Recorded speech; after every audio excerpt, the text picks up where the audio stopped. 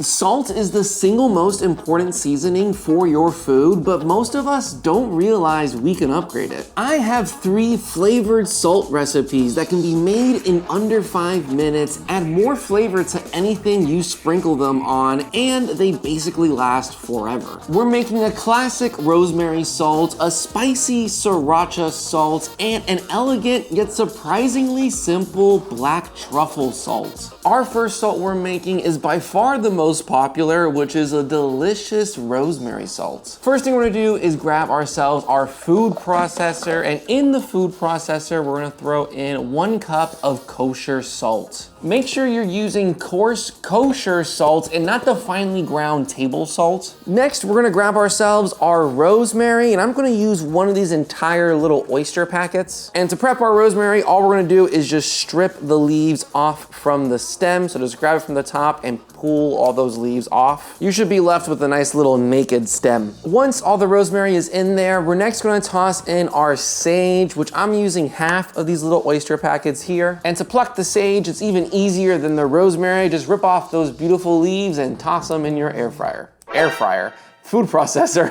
For our last 2 ingredients, we're gonna grab ourselves 2 cloves of garlic, and I'm just gonna cut off the tips, give it a quick little smash so it pops out of the clove nice and easy, and toss it in our food processor. Try not to use too much garlic because it is a fresh ingredient and it can mess with how long the salt will last. Our last ingredient is gonna be the zest of 1 lemon. So I'm gonna zest it with a microplane, making sure to get all of it all around it, and I'm gonna toss that zest into our food processor. Now, we aren't using any of the juice of the lemon, so I highly recommend you cut it up and have some nice little lemon water, or store it in your fridge for whenever you need it. Once all your ingredients are in the food processor, we're gonna now turn it on and give it a good 15 to 30 second blending. You can give it a few pulses, but really try to let it break down all the herbs, and you should see the salt actually turn a little green. And be warned, when you crack this open, it's gonna give off the most fragrant, delicious smell ever. Oh, dude, something about fresh rosemary and sage is just elite.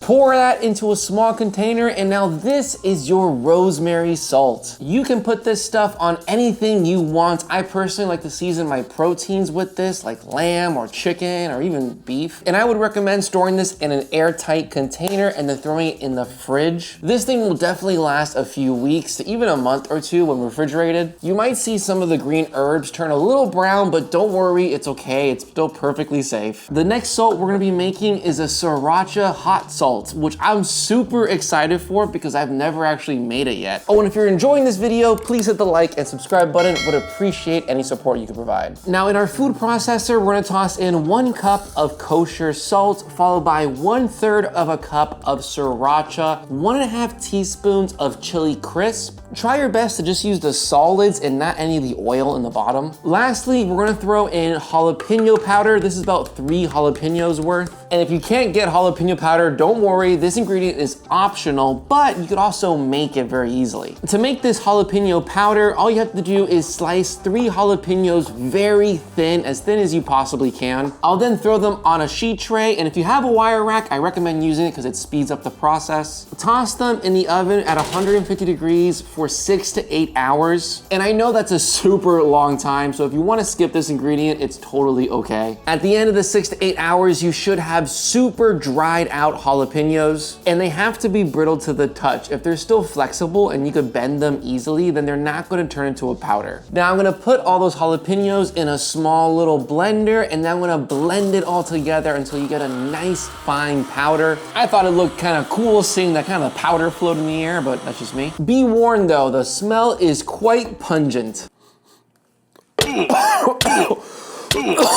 Oh my God, that's good. That's flavor-wise, I grabbed a small pinch and I gotta tell you, it was really good. It was very jalapeno-y and it had a nice bit of spice still to it. Once all the ingredients are in our food processor, we're gonna give it a nice thorough blending, making sure everything is mixed together and broken down. I'm gonna pour our salt mixture onto a baking dish with some parchment paper, and I'm also gonna head on over to our oven and set it to 300 degrees. There is a lot of moisture in this salt right now, and it's more like a paste, so we want to dry it out so that way it's more finer and like salt. So I'm going to throw this sheet tray in our oven that's set to 300 degrees, and then I'm going to just turn it off and let it sit there for an hour to hour and a half. So I ended up having to leave and I forgot about the salt in my oven. It was in there for like 5 hours, but as you can see, it has hardened and basically turned into like a salt biscuit. Now it did dehydrate, it's very brittle and exactly what we wanted, and I don't recommend this, but I absolutely just had to taste it just to see what it was like.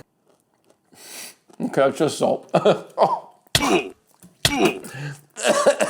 Flavor-wise, it was actually kind of good, but it did taste like I was just biting into a whole salt biscuit. I'm gonna throw this back into our food processor and give it a few blitzes and blend it just until all the salt has been broken down into its individual crystals again. I'll next pour it into a container, and now this is your spicy Siracha salt. This is by far the most time-consuming of all the salts, but if you like spicy things, this one is perfect for you. And because we dried it out in the oven, this should be shelf stable for a really long time, months. But I'm still gonna put it in the fridge, that way I can see it more often and I can incorporate it in my recipes on the fly. Our third and last salt is a black truffle salt, and I'm actually using legit black truffles. I bought these guys on Amazon for around 20 bucks, so pretty expensive for how little amount of truffles you get, but I'm curious to see how it turns out. Also, I've always wanted to take a bite out of truffle, and I gotta admit, it was not what I expected.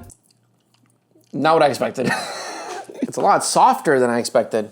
Now we're gonna pour 1 cup of salt in our food processor, followed by finely grating 2 of our black truffles. I'll toss the truffles into the food processor and then give it additional blending just to really mix it all together. And admittingly, it does not taste as truffly as I would have wanted. So instead of putting more truffle in there, I'm actually gonna put some truffle oil. This brand of truffle oil is pretty commonly available in most grocery stores, albeit it's a little expensive. I'm only gonna put in like 3 light drizzles, probably no more than a teaspoon worth of the oil. Give it 1 final blending, and now this thing smells super truffly.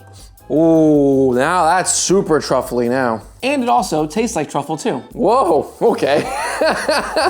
Now I'll admit, I think the truffle oil is doing more heavy lifting in terms of that truffle flavor. So if you wanted to make an easier version of this, I would just use the oil and the salt and skip out buying actual truffles. I'm gonna pour our salt into a container, and now you have a delicious, super fragrant, and pretty simple truffle salt. This one is actually probably the simplest of all of our flavors, and also probably the most expensive too. But I gotta say, it tastes absolutely delicious. Oh, and I'm gonna be storing this in the fridge, but if you wanna make it last even longer, you could dehydrate it like we did with the Siracha salt. Now, a very important note that I wanna mention is that I would consider all these salts to be a finishing salt. You can use them in your food and as you go while you're cooking, but to maximize the flavor potential, I would definitely sprinkle a little bit of this salt over your food. That way you can better taste all the flavors of the salt and the aromatics of it, and it's not mixed into the food too much. But with that said, if you're curious on what's the best way to properly salt your chicken, well then check out my seasoned chicken video versus spiced chicken video. Thank you so much for watching. Hit that like and subscribe button. Have a wonderful rest of your day.